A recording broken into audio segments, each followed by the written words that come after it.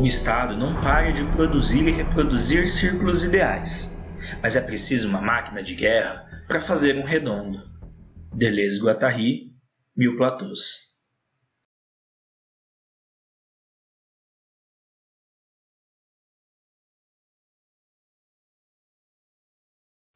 Busca-se aqui encontrar aproximações entre a etnomatemática e a filosofia da diferença. Explorar a realidade com a ajuda de Deleuze-Guattari, acreditando nas forças naturais das correntes e afetos que permanecem vivos. Ampliar horizontes acerca da temática. Ao considerar a dimensão etnomatemática que deseja o rompimento da matemática universal, que tenta desestabilizar as hierarquias do saber, é natural encontrar familiaridades com o pensamento nômade. Contudo, isso faria da etnomatemática uma ciência nômade? A negação de um dos traços da ciência nômade é condição suficiente para entender uma ciência como já capturada pelo aparelho de Estado. Faz sentido então apontar as fibras que compõem o nomadismo. Imagine uma ciência do micro, que emerge em cada buraco da malha, buraco em que os fluxos escapam mesmo quando, pelo Estado, tentam ser impedidos ou conduzidos. Trata-se de uma aversão a uma imagem qualquer, um pensar fora do lado de dentro, um encontro com o impensável, um sopro de resistência. Uma manifestação rizomática em contraposição à arbórea, sem pretensão de decodificar, mas de apresentar possibilidades.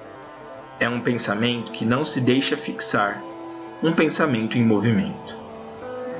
Assim, uma análise da etnomatemática pelo ângulo de uma ciência nômade propõe um encontro entre duas ciências diferentes, mas não disjuntas, propondo, portanto, pontos de ideias em intersecção. Na busca pela correspondência entre os traços de uma ciência e outra, nômade e a etnomatemática, colidimos com uma tensão: as forças que pressionam o coletivo para um chefe, quer dizer, uma tensão de reconhecer na etnomatemática as verdades de uma matemática acadêmica e ocidental. Na nomeação daquilo que tem como objeto de análise os processos de geração, organização e transmissão de conhecimentos em diversos sistemas culturais e as forças interativas que agem nos e entre os processos, emergem os movimentos de captura das matemáticas menores. O nome etnomatemática revela uma potência política ao usufruir das relações de poder dos jogos de linguagem expressos por meio da matemática, mas, por outro lado, fragiliza o sistema de uma ciência com latente criação quanto a uma possível territorialização, um estriamento do espaço, uma captura do aparelho de Estado. Portanto, partimos do pressuposto de que a etnomatemática é uma ciência que foi capturada pelo aparelho de Estado, o que não se vincula a um juízo de valor, mas uma forma de entender as estruturas, o sistema e a ideia de criação. Essa captura significa que a etnomatemática ocupa um espaço majoritariamente estriado, cooptado de tal forma que dificulta quaisquer tentativas de desterritorialização, que aqui entenderemos como parte do processo de fuga, de eterna desconstrução. Caminhar por um espaço estriado, apoiado pela classificação e representação, traduz um caminhar vigiado, um caderno de rotas que indicam as direções e trajetos. Entretanto, isso não significa dizer que não há formas de encontrar caminhos outros, encontros potentes demais para perfurar com fluxos criativos.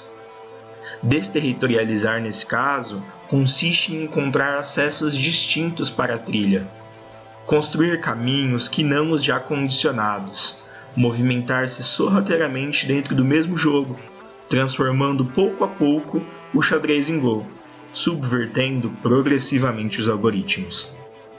Mas se é preciso buscar este lugar da subversão, da multiplicidade, da reversibilidade, do desafio dos limites, do conflito, da diferença, enfim, aproximar-se do fronteiriço, há de fato maneiras efetivas de colaborar com este movimento de transportar a etnomatemática para o limite? É preciso recomeçar, sempre. Reconhecer no trabalho de Sísifo uma aproximação com o trabalho de um cientista que admira a desterritorialização, que ao reconhecer-se etnomatemático, dá seu próprio significado à pesquisa. O olhar da reterritorialização é atento e a pedra não para de rolar. No entanto, no rolar da pedra até o topo da montanha, todos os dias surgem possibilidades de criação. Criação que desterritorializa. Talvez uma alternativa seja apostar na imaginação política. Apostar que as novas possibilidades surgem do impossível, que por sua vez não impede que algo brote. Mas ela só é convidativa quando é reconhecido que alguns afetos são mais potentes que outros. Isto é, alguns afetos impulsionam mais um trabalho acerca da impotência de agir. De um lado, o medo e a esperança, afetos unidos pela fraqueza de pensar possibilidades outras, justificadas pela incerteza daquilo que um dia possa vir a acontecer. E não há quem fique cansado? Claro, mas o cansaço quase já passa despercebido. Marina Colasanti já alertava: a gente se acostuma. Deleuze vai nos provocar para o que vem depois do medo, da esperança e do cansaço. Porque no medo e na esperança vivemos no cansaço, cansados e agoniados de esperar por aquilo que provavelmente nem acontecerá.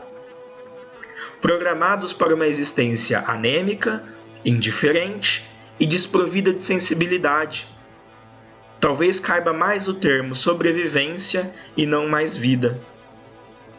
Mais que comum, o cansaço é útil, sobretudo para o aparelho de Estado, já que se mostra a imobilidade ineficiente frente aos trânsitos parados e aos fluxos controlados. É claro que Deleuze não falava em liquidez, mas do vício em acostumar-se. Quem sabe não anunciava a necessidade de demorar-se nos detalhes, já que só assim é possível estar cansado e eventualmente esgotado. Olhar para a etnomatemática como quem precisa conhecer o que já foi feito, para que só assim possa se imaginar o inimaginável. Conhecer para saber se aqui não dá mais.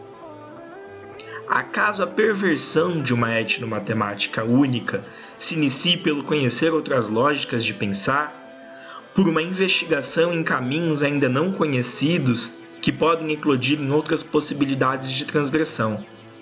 Até mesmo porque a diferença acontece na repetição, numa espécie de ressignificação, na composição entre o que alguém pensou e que ao passar por um outro, cria. Compor com o passado e com o futuro, mas principalmente com o agora. A criação surge mais pelo esgotamento que pela necessidade. Boas doses de esgotamento para descobrir que daqui nada mais será criado, que desta falta não há nada que preencha. Partindo-se daquilo que se tem em busca de alguma abertura.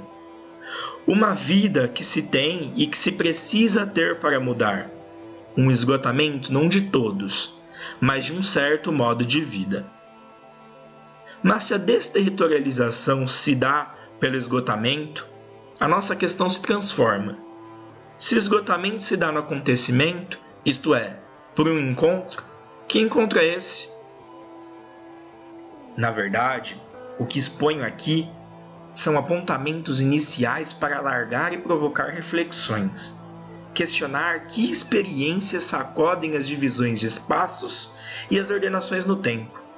E ambiciosamente, supor que não há uma metodologia de desterritorialização ou formas de forçar um encontro, mas indicações de possibilidades na repetição. E se desviciarmos em certas perguntas para desviciarmos em certas respostas? Citação. Assim como o adulto, a criança vê portas em tudo que se vivencia e se aprende. Mas para ela são acessos, para ele apenas passagens. Humanos demasiadamente humano, 2. E se pararmos de viver muito em função do que vai ser e do para quê? E se apostarmos no dever criança? Citação.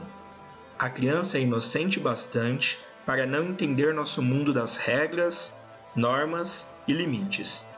Por ser mais baixa, ela passa por baixo.